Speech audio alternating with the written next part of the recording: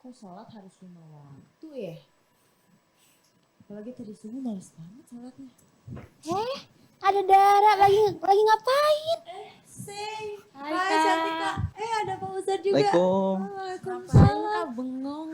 Lagi mikirin apaan sih? Ini nih, jadi tadi subuh kan aku kayak telat gitu kan sholatnya. Terus kan sekarang nih lagi sholat asar gini aku mikir, kok sholat harus 5 waktu sih gitu. Apalagi yang subuh, aduh bangunnya susah banget. Mama udah teriak-teriak, aku tetap kayak, aduh gitu sholat juga kayaknya setengah sadar Pak Ustadz gitu. Masya Allah. Sholat harus 5 waktu gitu, jadi kan Bener banget ya, aduh sampai lupa nih sama pemirsa di rumah. Langsung aja kali ya. Assalamualaikum warahmatullahi wabarakatuh. Kembali lagi bersama Senja Berkah, Pasti berkah. Nah, bersama aku Seira Agnes Nabila. Saya Cintika Aprilia Anissa. dan saya Adelia Dara. Dan bersama Pak Ustadz Sofyan Yahya nih. Di sini kita mau ngapain nih?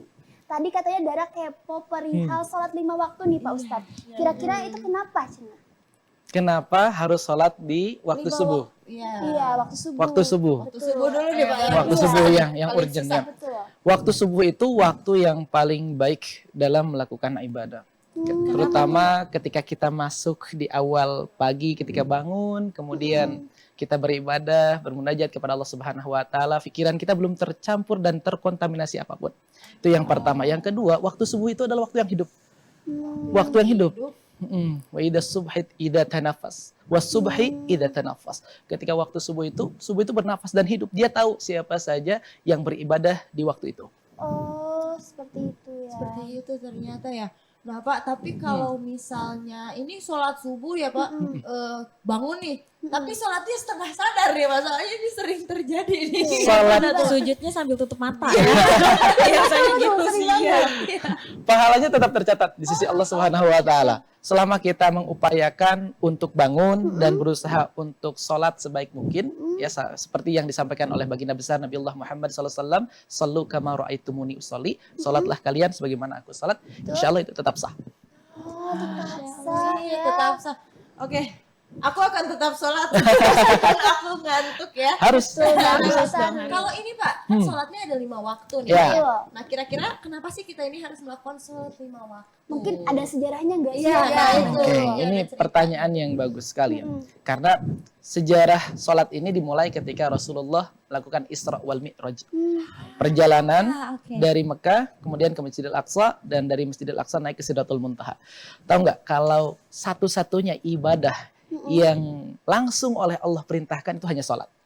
Kalau puasa itu di Madinah. Kalau amalan lain itu di dunia. Hanya satu-satunya ibadah yang langsung Allah informasikan kepada Rasulullah adalah hanya sholat.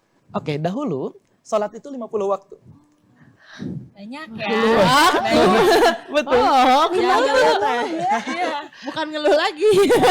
Kadang dilaksanakan. Dan itu dimulai sejarahnya dari perjalanan Isra Mi'raj Rasulullah Muhammad SAW. Ada hubungannya sama Isra Mi'raj. Ada. ternyata. Jadi ketika Rasulullah melakukan perjalanan panjang dari Masjidil Haram, kemudian sampai di Masjidil Aqsa, dan kemudian di Masjidil Aqsa naik ke Sidratul Muntaha. Nah di sana Rasulullah bertemu dengan Allah Subhanahu wa taala. Nah satu-satunya amalan ibadah yang kita lakukan selama di dunia, satu-satunya yang langsung diperintahkan oleh Allah yang cuma sholat. Langsung ya, maksudnya tidak melalui perantara malaikat Jibril.